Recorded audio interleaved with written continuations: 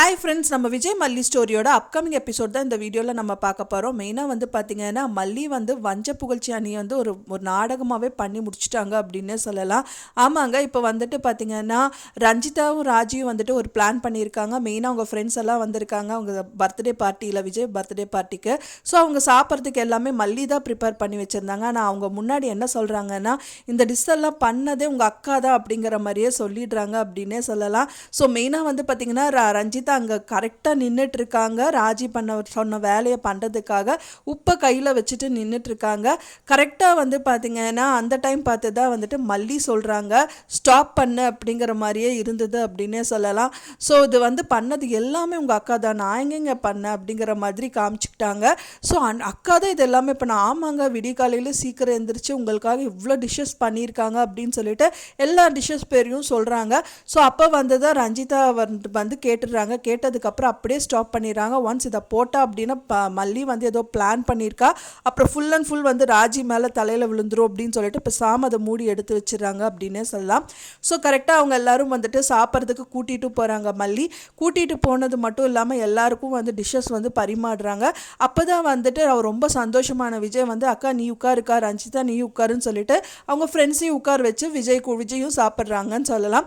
So சாப்பிட்டு இருக்கும்போது வந்துட்டு ராஜி சாப்பிடவே இல்லை, எல்லாரோட மூஞ்சியும் பார்த்துட்டு இருக்காங்க.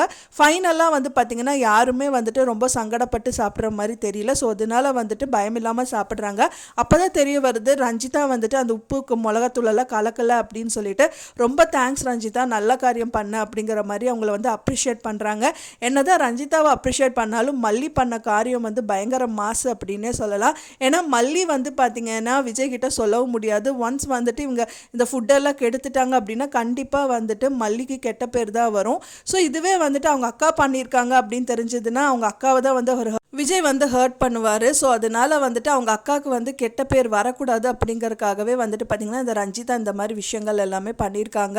உப்பு மிளகாத்தூள் அள்ளி கொட்டாமல் பெசாமல் விட்டுறாங்க அப்படின்னே சொல்லலாம். ஸோ இப்போ அக்கா வந்து பயங்கரமாக புகழ்ந்துட்டு விஜய் அங்கேருந்து போயிடறாங்க. விஜய் மட்டும் புகழ்ந்தது கிடையாது, அவங்க ஃப்ரெண்ட்ஸும் வந்து ரொம்ப அப்ரிஷியேட் பண்ணுறாங்க. அதை பார்த்தோன்னே ராஜிக்கு ரொம்ப சந்தோஷமாயிருது. ஆனால் மல்லிக்கு அது மேலே சந்தோஷமாகும். ஏன்னா அவங்க பண்ண டிஷ்ஷஸ் வந்து விஜய் சாப்பிடணும் அப்படிங்கிறது அவங்களோட எண்ணம்.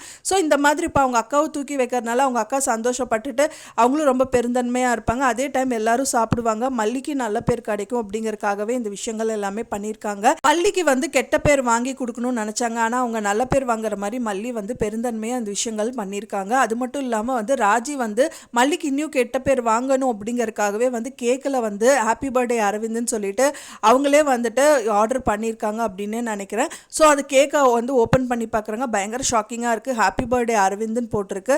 என்னதான் அப்படி இருந்தாலும் வந்து மல்லி அந்த மாதிரி நினைக்கிற பர்சன் கிடையாது விஜய். ஏன்னா முதலே வந்து அவங்க அக்கா கிட்ட சொல்லியிருக்காங்க அவளோட கேரக்டரை மட்டும் நீ ஏதாவது தப்பாக பேசினீன்னா அப்போ நான் சும்மாவே இருக்க மாட்டேன், அவள் நெருப்பு அப்படிங்கிற மாதிரி சொல்லியிருக்காரு. ஸோ அதனால கண்டிப்பாக மல்லியை தப்பாக நினைக்க மாட்டார் அப்படின்னு தான் எதிர்பார்க்கப்படுது. நீங்கள் என்ன நினைக்கிறீங்க அப்படின்னு சொல்லிட்டு எனக்கு மறக்காமல் கமெண்ட்டில் ஷேர் பண்ணுங்கள் ஃப்ரெண்ட்ஸ். நான் சொன்ன இந்த தகவல் உங்களுக்கு பிடிச்சிருக்குன்னு நினைக்கிறேன் ஃப்ரெண்ட்ஸ். பிடிச்சிருந்தா மறக்காமல் லைக் பண்ணுங்கள், ஷேர் பண்ணுங்கள், கமெண்ட் பண்ணுங்கள், சப்ஸ்கிரைப் பண்ணுங்கள். மேலும் இன்னொரு மல்லி சீரியல் அப்டேட்டோட நெக்ஸ்ட் மீட் பண்ணுறேன். தேங்க்ஸ் ஃபார் வாட்சிங் மை வீடியோ ஃப்ரெண்ட்ஸ். நெக்ஸ்ட் வீடியோவில் பார்க்கலாம்.